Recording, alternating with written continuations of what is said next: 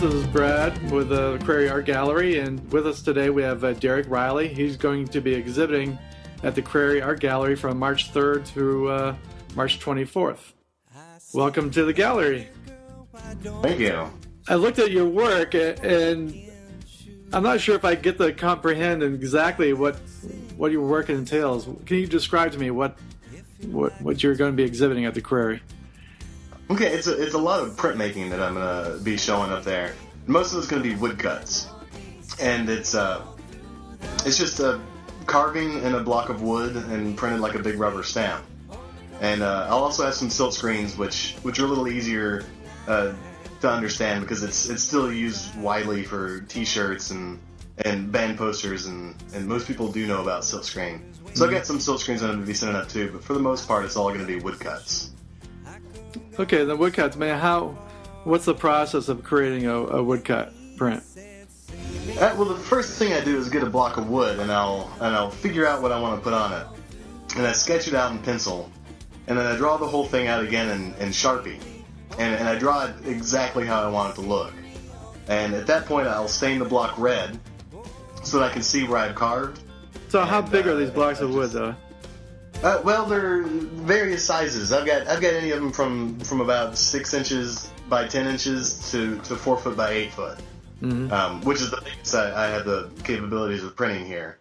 So it's a pretty wide range, and I'm gonna be sending a wide range of size pieces up to the show as well. Mm-hmm. Okay, so you lay down, overlay your print over top of the wood, and you carve it out. Yeah, carve it out. I've got some. I've got the tools here. I'll just bring them up. I've got some Japanese hand tools. They're handmade in Japan. Uh-huh. Super sharp, and I carve everything out by hand. Mm-hmm. I get the carvings done. I've got some rubber rollers, and I roll the ink over the top of the board and squeeze it through an old press, and it transfers the ink from the top of the board to the paper. Oh wow. That's pretty interesting.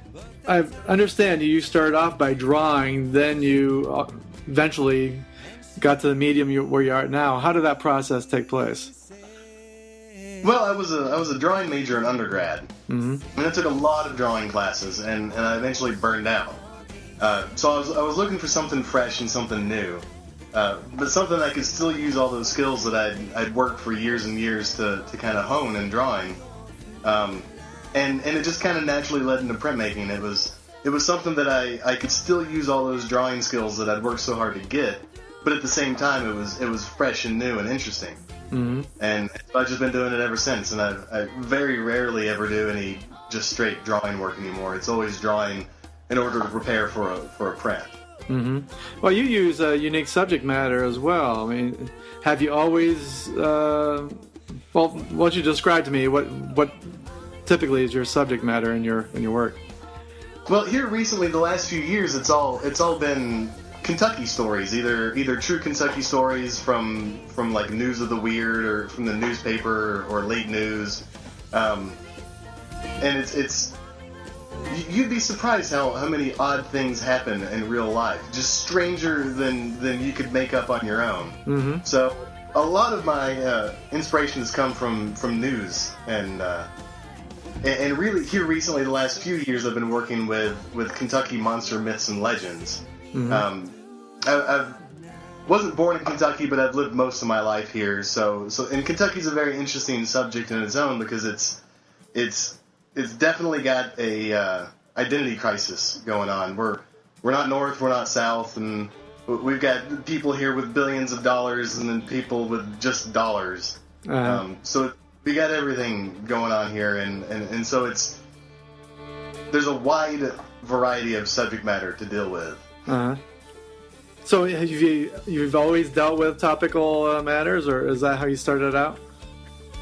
It's not really how I started out. It's when I kind of figured out what I wanted to do is when I really took it to the level of social commentary and a little bit of satire. So for a long time, it's been dealing with actual events, actual things, and or even myths and legends that have in a lot of ways brought us to where we are. Right. Mm-hmm.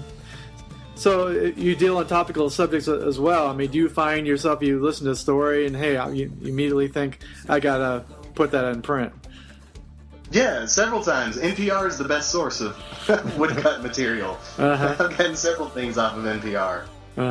So how quickly can you generate a print? No, I don't. It's not that. Well, it depends. I teach at several different universities here in Lexington, and if it's the middle of the school year, it seems to take me forever. A medium-sized block's probably going to take me 2 or 3 months during the school year. Oh wow! Outside of school in the summer, when I can really just sit on a block and go to town, I can usually get it started and finished in about 2 weeks. But that's all carving by hand. Yeah, I do everything. I've got an electric carver, and I'll probably have to get to it eventually because, I mean, you can't carve into wood too many years without feeling the effects on your knuckles.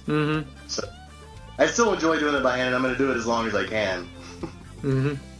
I was curious, have you ever carved your work freehand, or you always sketch it out first? I always sketch it out. I'm too anal with my details to do anything off the cuff. It's all always got to be planned out, which it's bad. I wish that I had some more free and open marks in my work, but at the same time, going into it without a plan for the end is a little scary for me. I like to get all the thinking out of the way first, and then I can just sit and watch a movie while I carve. I hear you. So I'm sure you get different kinds of reaction when people view your work. What's a typical type of reaction? Well, it all changes. A lot of people think it's funny, and it's meant to be funny. But a lot of people are really offended by it. I don't really understand why they're so offended. I had a show in Minnesota last year, and they had a sign-in sheet where people could leave comments. Oh no! And one person left a comment that was saying that I had daddy issues, and my dad's about my best friend. So. Absolutely wrong with it, but I don't know what he saw in the work to make him think that I had parent issues. That was not... At least you take the criticism well, I guess. Yeah, and it's weird. People get affected different ways when they look at it, and that's fine. That's part of viewing artwork. But it is meant to be funny. But everything's not funny to everybody. Right, I hear you.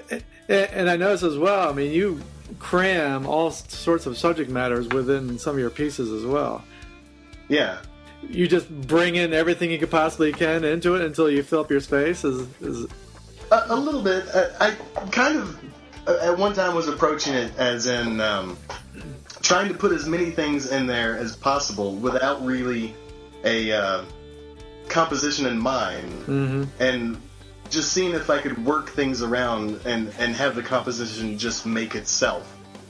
And they got out of control a little bit. A lot of them are just jumbled and hard to read. And I put them out more. It was really just more of an experiment to see if I could get things to work out just from nothing. Right. Do you have any inspiration in terms of other artists? Oh, there's a lot. I mean, printmakers go back a long way. So there's an awful lot of people to look up to. There's, Albert Durr. If any woodcarver tells you that Albert Durr isn't their main person they look up to, they're probably lying, because he's widely considered to be the father of printmaking. So Albert Durr is right up there, number one. Another one that I really looked up to is Gustave Doré, who did a lot of illustrations for books, and Edgar Allan Poe and Dante's Inferno. Easier to find in books than about anywhere else. Posada from Mexico is a big inspiration. And then there's a lot of contemporary printmakers, people like Bill Fick, who teaches at I believe UNC. I think North Carolina. I'm not positive. It's either North Carolina or Duke. That could be a big mistake. Right. Tom Huck from St. Louis. He's another person to look up to. And really any contemporary printmakers. Cannonball Press up in Brooklyn. They do a lot of things that engage a lot of people who wouldn't be involved in printmaking, and kind of bring them in. And, at one time printmaking was a thing that we saw 50 times on a walk down the street, and you don't see it anymore. Everything's digital. Right. So it's good and interesting to see people bringing back, bringing interest in the things that we've lost interest in. Mm-hmm. People that do that, I have a lot of respect for. Do you find that you have more students that are participating in bringing printmaking back? A little bit. It depends on the university. I've got in a lot of programs, printmaking is required for certain majors, mm-hmm. and that sparks a lot of interest. If I can get a student in class, I can get them interested in printmaking. But if you're at a university that printmaking isn't required, it's more of a struggle because they don't have to take it. Right. They can take other things that they've heard of, like ceramics and painting. Mm-hmm. But if I can get them in class, I can get them interested and pumped about it. That's nice. So where would you like to see your work evolve from here? I don't know. It's ever evolving, and I have no idea where it's going to go. Mm-hmm. From one year to the next. And a lot of things kind of happen by accident, and they stumble into these things. I never planned on doing Kentucky monster myths and legends, and I read a book about it, mm-hmm. and then I worked for 3 years making prints uh-huh. about it. So it's a lot just happenstance. Things that just happen, Mm-hmm. I've been with the Crary for about a year now, and every exhibit's quite a bit different, and this is probably one of the more unusual exhibits we're going to be displaying since I've been involved. Especially the size. I mean, we're going to be looking at a number of prints which are going to be 4 by 8 foot mm-hmm. in size, with a lot of content. So I think a lot of people will be interested in, particularly in the imaging, and plus the magnitude of the pieces will be interesting as well. Yeah, I really like working large. It's for being the same method, and you carve everything the same, you draw it the same, and you print it the same. It's a completely different beast whenever you start working on something 4 foot by 8 foot. Mm-hmm. and it's a lot of fun, but it takes a long time. Those I'll work on a block the better part of a year for mm-hmm. those. It's a pretty constant struggle and battle, and keeping interested and keeping the work ethic up mm-hmm. is always the hard thing for those. And that seems to be a constant with a number of artists. It does involve a lot of work, and your work certainly displays that as well. Do you have any words of wisdom for other printmakers out there who might be thinking about this as a venture in their life? As in doing printmaking for a long time? Mm-hmm. Sure. Long-term printmaking? Well, really, the best advice you can give any artist, it doesn't even have to be a printmaker, is for every minute that you're not making art, there's people who are passing you, and those people that are passing you are getting closer to their goal of making a living with their art. I see. And if you take time off, it's a hard job. It's a hard job to get a job in printmaking. Mm-hmm. So you just got to keep your nose down. Mm-hmm. Well, we're certainly looking forward to the opening your exhibit. Again, it's going to be from March 3rd to the 24th. We will be having opening reception on Friday, March 2nd from 6 to 8 p.m. So we look forward to opening your show. Well, thank you. Well, thank you, Derrick. Think I'm better than anyone else. Just try to help you help your... The Kentucky Monster Mash is a 14-piece individual conglomerate of prints that piece together to make one long narrative. I've carved it and drawn them in a way that they can be completely rearranged in almost an unlimited number of different ways, and it still reads as a complete universal narrative. And I didn't really plan it out to be that way. I'd read a book about Kentucky monsters and got kind of inspired and wanted to do some prints about it. So I did a block.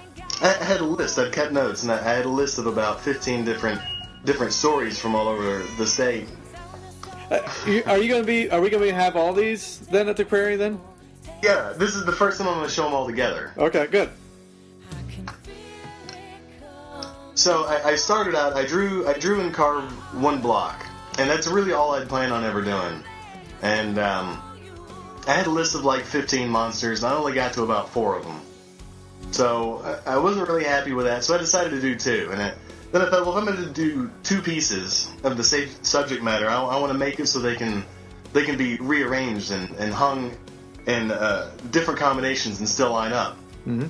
So I drew the second block and it worked fine, but then I was really depressed because then I had 2 blocks and they could only be shown 2 ways. So it really didn't matter if I worked that hard to figure out how to get them to line up. So I decided to do 3. And then I did the third one, and then I realized you could still only show it about 2 different ways. So then I did 4, and then I did 4 more, and then I did 6 more. So I see. You could literally just line them right up, and they just blend continually on. Yeah. They and there's, I mean, it took the better part of about 3 years of planning and carving and printing to get these to line up. Mm-hmm. And get them all done and finished.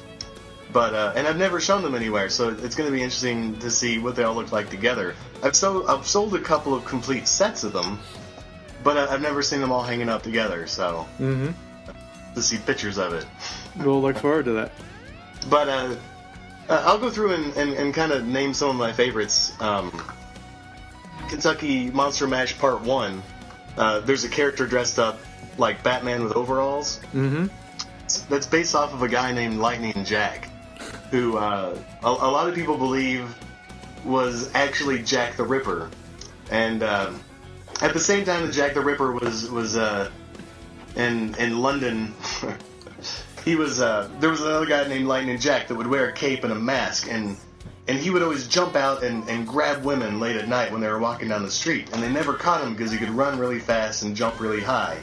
And I guess back then that's all it took to get away. Mm-hmm. So at one point, Lightning Jack disappears, and then he shows back up in Louisville, Kentucky.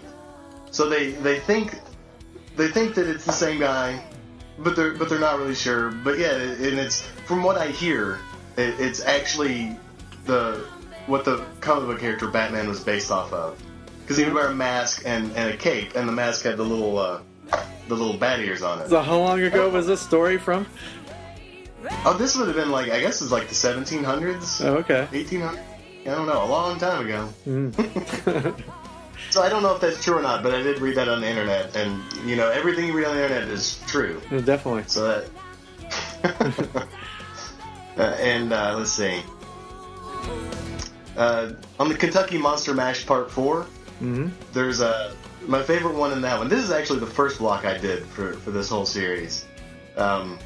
There's a Cyclops gorilla, and there's an old ancient Indian burial ground in the town next to Lexington. It's a little town called Nicholasville, and there's this rumor that the Indians put a curse on this burial mound that if you messed with it, the Cyclops gorilla would come out of a tree and kill your pigs. Not the pigs. Yeah, which I guess back then it was a big deal. But I don't know anyone that has pigs anymore, but maybe everybody did until they messed with the mound. You never know. Mm-hmm. I did away with them.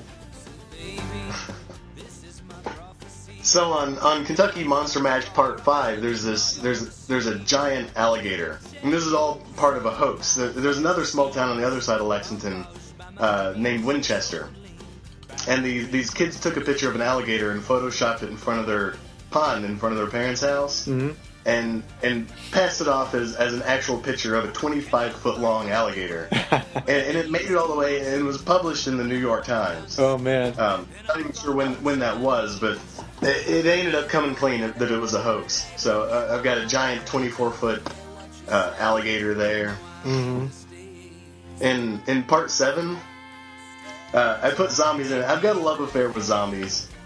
I mean, I grew up in the 80s, which was Return of the Living Dead and all those movies, and I just love them. I ate them up. I still watch a lot of them. But Return of the Living Dead was set in Louisville, which was good enough for me to include them into this whole series. There's not actual legends about zombies in Kentucky, except for that movie, so I just added them. If you could do Cyclops gorillas, you could do zombies. That's right. Complete artistic license. In Part 8, there's a devil duck snake, which that's really all the information I got. It's just this weird hybrid monster that's supposed to be in the mountains in eastern Kentucky. Part devil, part duck, and part snake. Doing a keg stand. That's the chupacabra doing a keg stand. There's some giant Smurfs. I've always heard...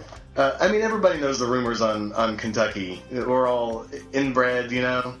And this I've never seen it. I live close to eastern Kentucky, but there's still a couple hours away. But I've heard that there's mountain people that have blue skin. And I don't know if that's true. People swear that they've seen it. I've never seen it. So these are some giant Smurfs, and I hear it's some kind of like hereditary skin disorder that turn blue. But I don't know. I don't know for real.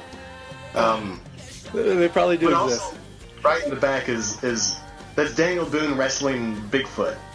And I looked this up because Daniel Boone was actually the first American to report a Bigfoot sighting. Oh man! And it was so Daniel Boone's in this. I did not know that. And let's see, down in part 11, I've got a mini gorilla riding a giant lizard.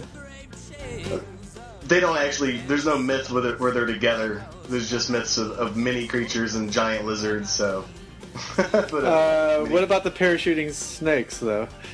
Parachuting snakes, that was a rumor that the government was parachuting in rattlesnakes to take care of the rodent problem in the mountains. Okay. But, you know, they don't do... They actually work really hard to keep, you know, animals out of places they're not supposed to be, so they would never do that. But, there's blogs all over the internet about parachuting rattlesnakes into Kentucky. Mm-hmm. Part 12. Part 12's it's got a lot of my favorite ones that I found. Right in the front, that's the axe handle hound, which, if you leave your axe out overnight, the axe handle hound's going to come up and eat the handle. And I don't really know the origin of the story, but I'm pretty sure it's something that loggers at one time came up with to kind of tell the story on how they lost their axes overnight. Uh-huh. So yeah, it's this dog that's just supposed to go around and eat your axe handles. Over his shoulder on the right, that's a side-hill wampus, which is a type of cat that lives at the top of mountains, and he's got one set of legs are longer than the other set. And the reason for that is so he can walk around a mountain peak and not have to squat on one side. Because mountain peaks all are like this, right? Exactly. So the side hill wampus, it's hard to tell on my website, but he's wearing lifts on one side. I do see that, yes. Stand up straight. Uh-huh. And on the other side, on part 13, there's a man dog. And that one, I'm not so happy with my carving on the man dog. He looks good, and the tones and everything are printed right, but his face is supposed to be more like a human's. Uh-huh. The part of this that I'm really not happy about any of these, and it's that one part. He looks good, but he just doesn't look like a man, and he's supposed to be a man dog, half man, half dog. Uh-huh. So that one I'm not too happy with. Part 9's got a meat rain. And that actually happened in Kentucky. There's news stories all over the internet about it. And it was like 40 or 50 years ago. I'm not exactly sure. And they don't even know what caused it. But on this one person's farm out in the middle of the country, it just started raining meat. And they've never figured out why. People think that a tornado hit like a meat factory or a meat packaging, and it just carried it and just dumped it on this one person's property. They have no idea where it came from, but one person's property rained meat for an entire hour. Nice. Which is just bizarre. And on part 14 is called a billadad, which is half kangaroo, half beaver, and half bird. It's just this bizarre. It's one of those bizarre combinations of animals, mm-hmm. which I'm actually starting to work a little bit with now on a lot smaller scale. New work that I think I'm going to be sending up is I've got a coonigator, which is a half raccoon and half alligator, and a tunicorn, which is a tuna fish with a unicorn horn. Nice. I've been working a lot with the combinations of animals lately. Uh-huh. For the Kentucky mishmash, we were talking a little earlier about how they're so jam-packed, and I was trying to make a composition out of just sheer luck, I guess, of things working out. And a Kentucky mishmash is a good example of how it doesn't work out. This has got an awful lot of stories throughout Kentucky for hundreds of years, and I've just jam-packed it all into about 2 by 8 foot. Mm-hmm. And it's a mess, and it's a lot to look at. But in a lot of ways it works, because it is such a mess. You have to look pretty close at it to really see what's going on. Mm-hmm. So in one way, it works without a composition, just because you have to pay that much attention to it. But some of my favorite stories that are in here are right in the middle between the two guns is Cassius Clay. Who, not the boxer, who's also from Kentucky. Cassius Clay, as in Henry Clay's brother, who was a politician and was really good friends with Abraham Lincoln. Both of the Clay brothers were from Kentucky and real close to the Lexington area. But Cassius Clay was insane. He was crazy. He was completely anti-slavery and would do speeches in Kentucky really trying to work the cause. And he'd get heckled a lot by slave owners in Kentucky. And actually right down the street, probably about a mile from my house, he was giving a speech on the steps of one of the old libraries downtown, and this guy was heckling him. So Cassius Clay pulls out his Bowie knife and jumps off the stage on this guy and cuts his ear, nose, and carves his eye out. Oh man! For a huge crowd of people, and he's just about to just murder this guy, and his friends had to run up and grab the guy and throw him over the fence to save his life. Uh-huh. And this guy was really good friends with Abraham Lincoln, but Lincoln started to get really worried about having him on his side, because he took things so seriously he was going to kill for it. He turned him into the ambassador for Russia and sent him off to Russia for a bunch of years, but he ended up murdering a few people over there, and they brought him back. Oh man! And then right above Cassius Clay is a bunch of people holding up body parts, and this is one of the more funny stories that I've ran across. It was a doctor that had gotten really sick. And he didn't really talk to his family that much. But his whole family knew he was a doctor and knew he had a lot of money, so when he was on his deathbed, they all would come up and say, "Oh, I would love to have something to remember you by." So, and all of them were doing it. People that hadn't talked to him for 20 years were "I just would love to have something to remember you by." So, when he died, he left a will and willed each member of the family a piece of his body. And donated all of his money to the surgeon that did the autopsy. So that was a pretty good story. And let's see, what else have we got in here? We got people looking down barrels of shotguns. There's been a few people that have died looking down the barrel to see if it's loaded. Right. Let's see, and kind of close to the top left corner, there's a guy in a glass case, and that's Speedy Atkins, and that's my hometown is Paducah, Kentucky, in western Kentucky, and Speedy is a petrified man, and he was on display for years in Paducah, and even when I was a kid, he was on display. He's not on display anymore. I think they've actually buried him now, but there was a big flood. And Speedy floated away for a little while, and then eventually floated back. Was there a tide in Kentucky? Yeah, back in the same town. He missed it and came back. But there's a lot of tragic stories that I've got here. The bottom with the 2 shot kids and Santa Claus is a story I read about this husband who dressed up like Santa Claus to surprise the family, and came inside. Everybody was excited, and somebody had gotten a shotgun for Christmas, so he was just gonna kind of played with it, picked it up, and was playing with it, and shot his wife in the face. So could you imagine the trauma that these kids have grown up with after Santa Claus come in and shoot their mom in front of them on Christmas morning? Just from being an idiot has just scarred these kids, and probably these kids, like kids and grandkids for life. Just awful. Oh man. And up in Kentucky mishmash too. This one I kind of learned my lesson with the first one, and I kind of tried to focus more on the composition and not cramming so many things into it. So let's see. On the left is a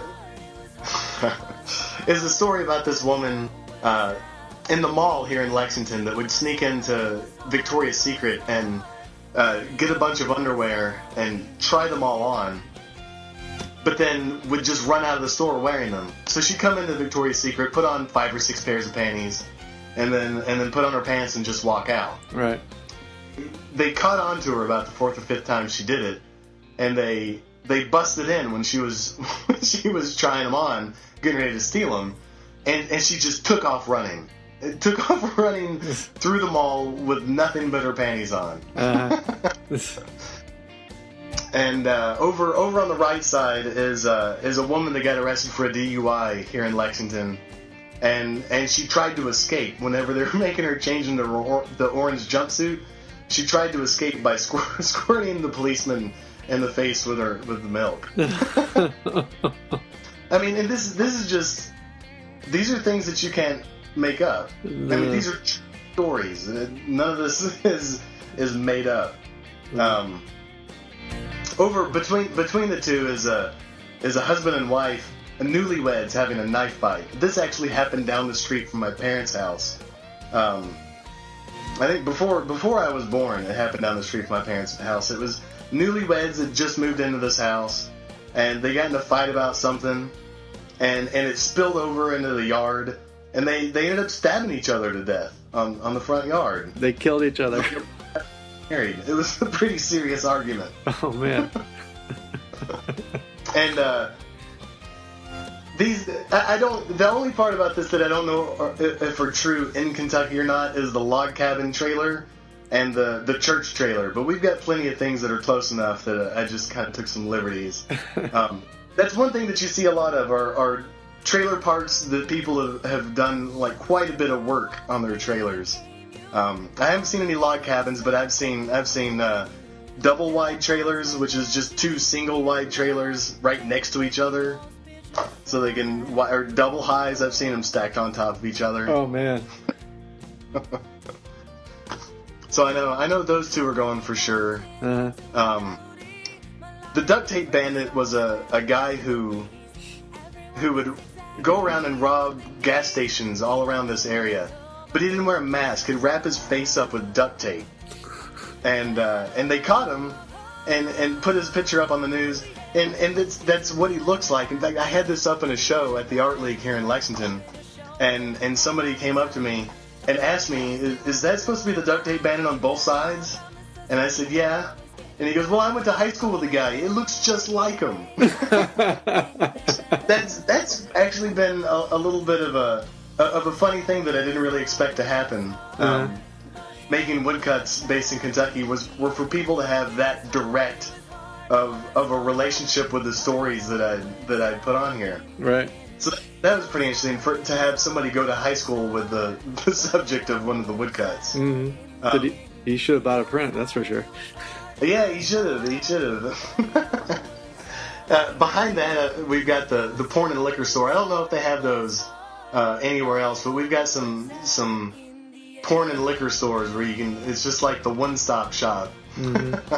And we had a school bus driver get in a lot of trouble for stopping at the porn and liquor store on the way home from school with kids on the bus. with kids on the bus.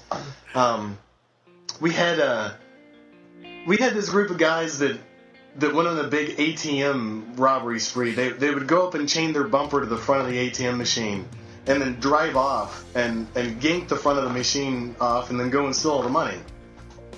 So one time they tried to do it here in town, and it actually ripped the bumper off the back of the truck. With a license plate on it. Freaked out and just drove away.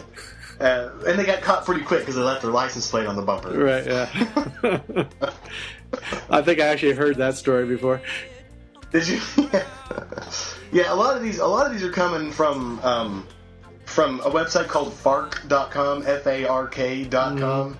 Yep. And it was actually started by a UK University of Kentucky student. And it's not just focused on Kentucky, although there is a lot of Kentucky stories on there. But it's a good way to go and find stories that you've missed or people don't put in the newspaper. Right. From all over the country. You can select it down to different states. And he's from Kentucky too. I haven't put him in any prints yet, but maybe at some point. Let's see.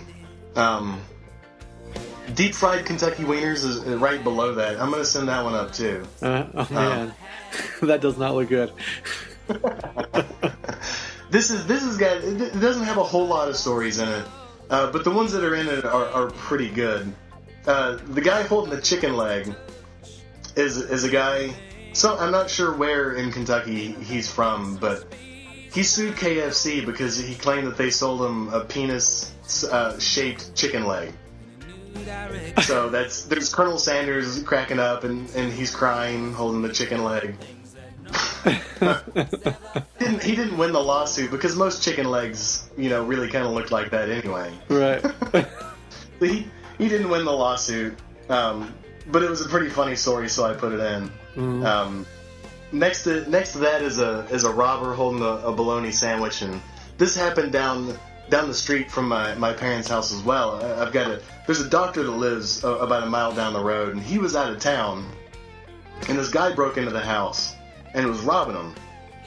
But he got really hungry, so he went and woke up the wife and asked her to make him a peanut butter and jelly sandwich. So that's the robber telling the wife to be quiet while he's holding the peanut butter sandwich. All the way over in the corner holding the shotgun is Hunter S. Thompson. No, it's not. It's not Hunter S. Thompson. It's Ralph Steadman.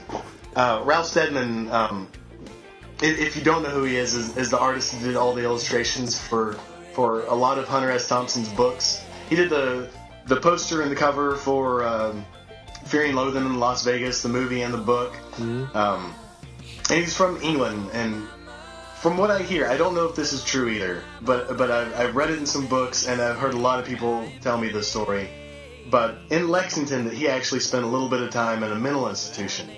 And it was right around the same time that the lithos for Fear and Loathing in Las Vegas were being printed. Uh-huh.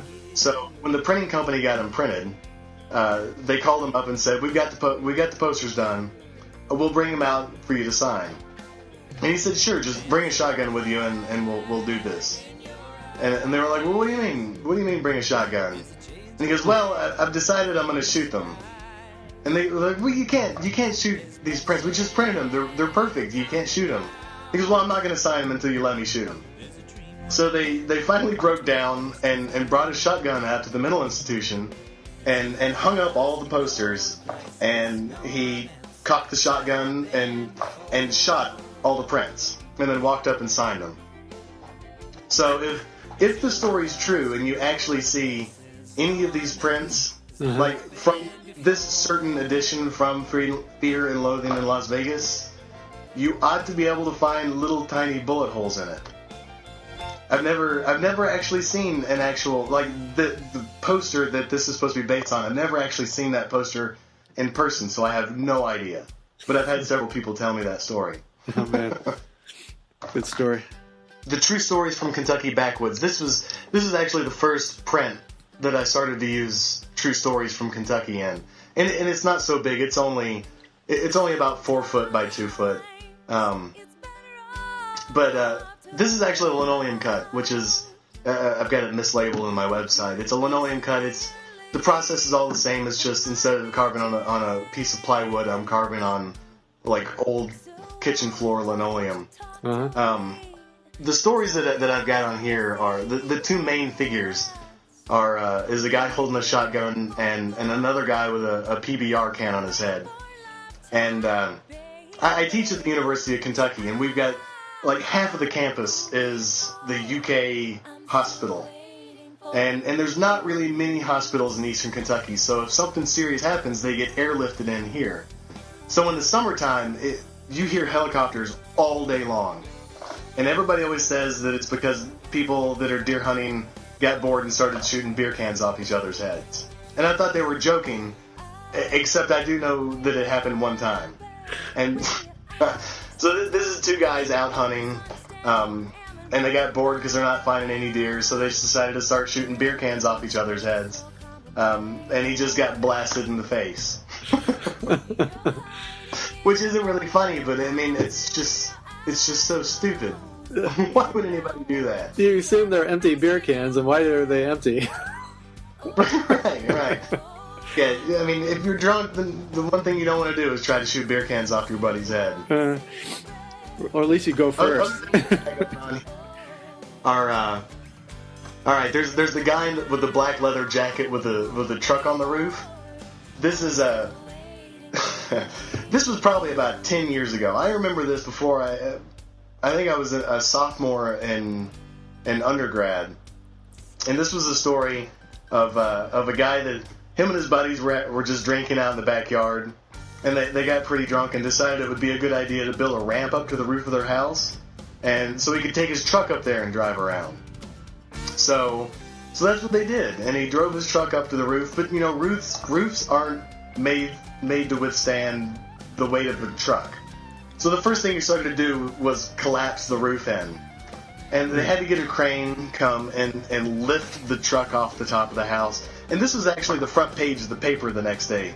It was this guy cracking up, holding a Budweiser can with his truck, about to collapse his entire house. And he just thought it was the funniest thing ever. It is. Kentucky is not really like these woodcuts. I'm just picking out the best stories that I hear. Uh-huh. You know, they would be interesting if it wasn't like the cream of the crop stories. So don't expect to drive through Kentucky and see things like this on the side of the road every turn. All right, so the holy water hose down. I mentioned that I get stories off of NPR every once in a while. This is one of my favorite ones that I got. And I'm not sure where this took place. But the holy water hose down is based off of a story that NPR ran on a church that had been burned down. So the church burned down, but they still wanted to hold services with the congregation, everybody still involved, but they didn't really have a venue. So they were looking around town to find a place that they could hold services in until they built this new church. And they had an old movie theater that was abandoned. So they moved in there. But the thing is, the movie theater used to be the town's old porno theater. So right in the middle of like one of the Sunday school rooms was just mountains and mountains of vintage porn. So they decided, instead of having a groundbreaking ceremony, they would just have a big bonfire where they'd burn up all this old porn and just kind of welcome everybody to the new venue. So before it started, they called the fire department and had them come out just in case the film got out of hand. If anybody had seen the Inglourious Bastards, you know, the ending of that movie was where the theater burns down because the film is so explosive, and it was the same deal. They didn't want it to get out of hand, right? So they had the fire department come out. So when the fire department showed up, the priest blessed the truck and asked to have all the water inside of it turned into holy water. So everything went fine at the barbecue, and nothing happened, nothing got out of hand. So at the end of the night, the firemen just kind of released the hoses, and all the kids just played in the water. So this was what I envisioned happening next, which was that all the popes and all the clergy would join forces with the fire department and travel around the country following Girls Gone Wild and just hose them down with the holy water. Uh-huh. So we've got in this scene we've got a Girls Gone Wild shoot and popes with water guns filled with holy water and people with fire hoses hosing down the girls. Children play, we're out of harm's way, where they don't do anything to ya. Take me back to my yard, where life don't seem so hard, where we all hold hands, we understand the meaning of hallelujah.